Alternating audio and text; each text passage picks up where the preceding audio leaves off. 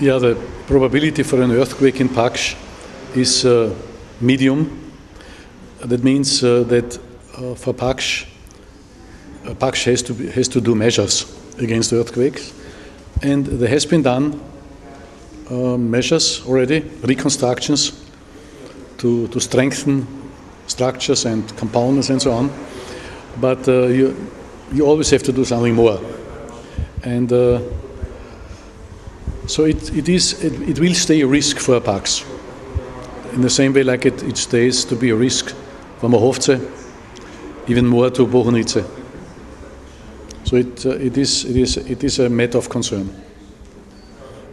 I don't want to exaggerate it, but because the consequences of damage to earthquake can be very, very heavy, because many components will be more or less out of function at the same time.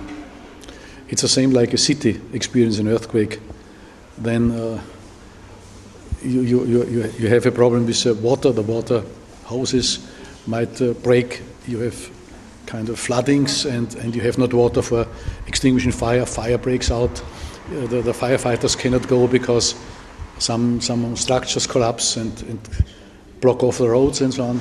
So this is a kind of common mode failure. You have damage at the same time in many edges, in many places, and so an earthquake, say a heavy earthquake for such structures is something what we really do not wish, and you have to have provisions. And it's affected in very different sizes. It can affect the structures. It's clear. They can collapse, whatever. But it also has an influence on the components. The components, they start to move, even down to the very small-sized components like relays or switches. They might not function anymore. It's like a clock. A clock is not only good has to be show the time punctually. It also has to function if you drop it to the floor, or it has to be anti-magnetic and waterproofed and so on. So, in the same time, components of a nuclear power plant have to be qualified for such extra loads, for such extra damage. And this is a complicated, expensive procedure. Very, very. If it's not done from the beginning, to reconstruct later on is very expensive. And all of these VVRs need these reconstructions. Yes. And what are the probability of, for example, this 11th of September happening? Like, how is it easy to make that some terrorists direct to a plane there, and then how the power plants can be saved against? I cannot give you an answer how likely this is, I foresee a tendency that struggles, fights, quarrels, and even terroristic attacks and wars will increase with the future.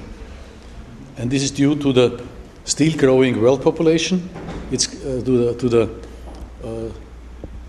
increasing lack of resources, all kinds of resources, and to the increasing injustice of the distribution of these resources.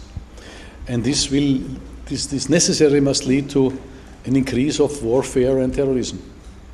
And in such a world, we are not prepared to live in such a world, because we are with many things we are on a limit, and a small disturbance creates a big problem. If you have out of the average some snow, you can read in the newspapers national catastrophe, whatever, the flooding, and if there's an attack, this could create a lot of harm. Our society is very vulnerable, and I not believe that Hungary now is a primary target. I don't know which kind of enemies you have, and if you are bombing with your, if you send your army in some military actions against, I don't know, this would be certainly not very wise, and so for me a strategy to do this would be more on a political level. I'm not a politician, so from a technical level you cannot do very much about to protect such a sensitive structure is almost impossible. So You do a little bit so that not every fool can intrude and do harm. so the current nuclear power plants are basically not protected. Yes, against terroristic attacks, they're almost not protected. You try to have some kind of limitation of the air traffic, so that they should stay in some distance. But in a true life, they don't obey this very much. And also these limits are very, very small. So you are limited to a certain height and to a certain width. But there's philosophies to shoot down plants which come too close. Mm-hmm. Who would take the responsibility for such in a practical case? And even if you do it, it might be too late, because this a few seconds you have to make such a decision. So this is all fantastic and not in my opinion not so much real. So I do not believe on the high probability that a passenger jet, a huge passenger jet, will be used to destroy a nuclear power plant. It's not impossible, but there are more easy possibilities. Mm-hmm. I'm sure that if somebody wants to do harm to a nuclear power plant, he finds much easier ways to shoot something which you can carry in the shoulder and so on. For example, if you know where with a bazooka, for instance, if you know where the vulnerable points are, and I'm sure that the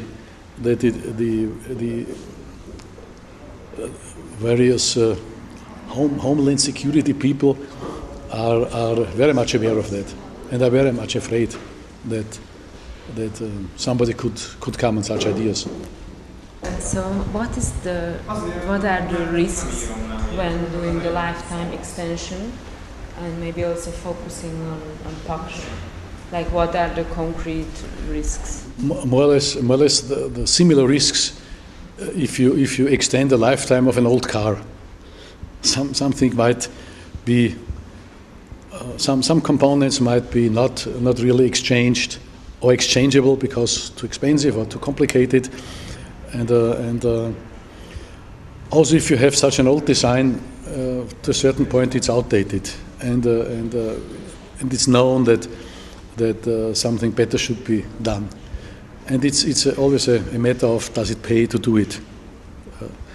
From a technical viewpoint, right, technically, you could do almost everything. You probably could disassemble a plant and transport it to the moon, maybe, I don't know. But you have to find somebody who pays for that, and it must be economically sensible. And this compromise makes it dangerous. So, for me, is life extension not a good idea? It's for the commercial people very good idea, but from a safety viewpoint, this is not a good idea. You certainly can exchange components. You can do a lot of things, but not everything, because a nuclear power plant has 10,000s of components, and there will be a certain strategy to exchange components which are very much subjected to aging. Others are not so much subjected. Some maybe almost not, totally insensitive. So you are relying on lab specimens from a similar material. You can make some indents on the material with hardness tests and so on and conclude. But this is a procedure which is, in some countries, would be never permitted. United States would permit this under very, very complicated, under conditions which are practically cannot.